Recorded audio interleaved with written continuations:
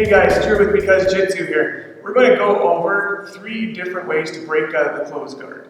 So closed guard, obviously if you've been stuck there before, not a very fun place to get trapped. You're in all sorts of danger from submissions and sweeps, and really there's not a whole lot of good options for you from there besides just staying safe. So we're going to cover how to stay safe to the extent that it takes to get this guard broken, and then you can start working on passing or even attacking.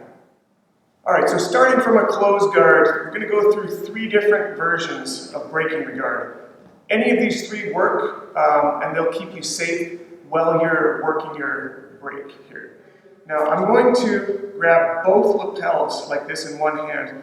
You can take your index finger and sort of draw a line right there and then clamp it together. It's a good way to do it. And then one little trick here is once you have these 2 lapels in one hand, is I rock my pinky finger into the solar plexus like this, which kind of adds some rigidity, and it basically puts a post directly into his solar plexus. So if he tries to bring me forward to break my posture, it pushes on that soft part of his stomach right below the ribs. It's not comfortable, and it's an easy hold to hold. Also, my arm isn't so far forward that if he tries to armbar it, I can't defend right away. If I'm up here, that's bad. Back here, with my elbow down, like this, rocking in, it's a fairly safe position to hold, and again, you have that rigidity.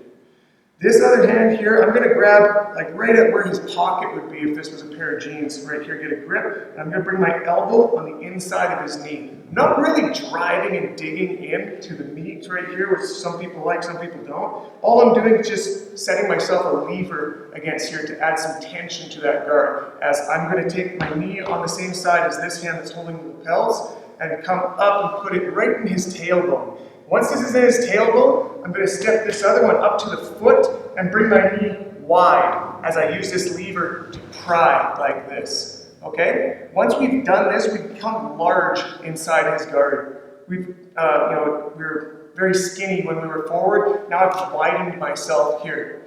It's very easy. Sometimes the guard breaks at this point. If it doesn't, it's very easy to come up to a foot and it will break because you're not allowing his feet to go any further.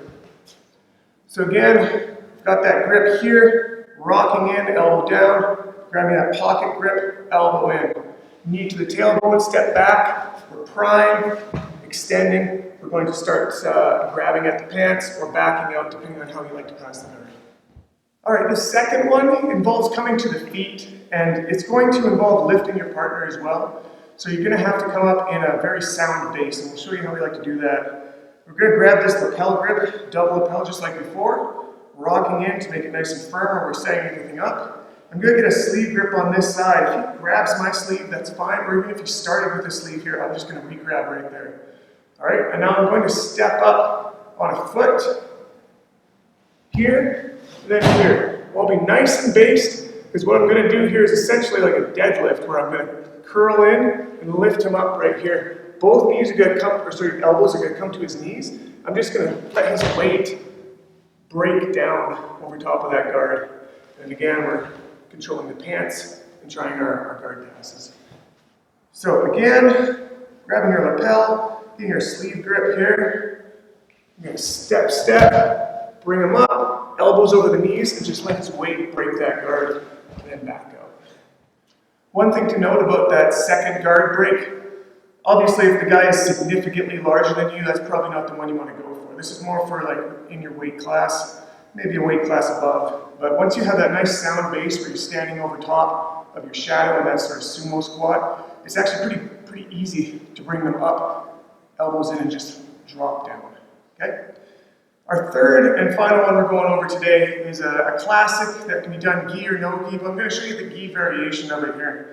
Is where I'm going to take grips right underneath his armpits here. So I'm going to grab like handle grips right here. It's a nice little piece of cloth that runs right along the seam there. You can get handle grips and just rock in like this and push. I'm going to keep nice straight arms at this point. I'm not worried about him arm barring me. If Alvin tries to use his arms, it's very difficult to get any sort of strength out of while I'm pushing underneath the armpits.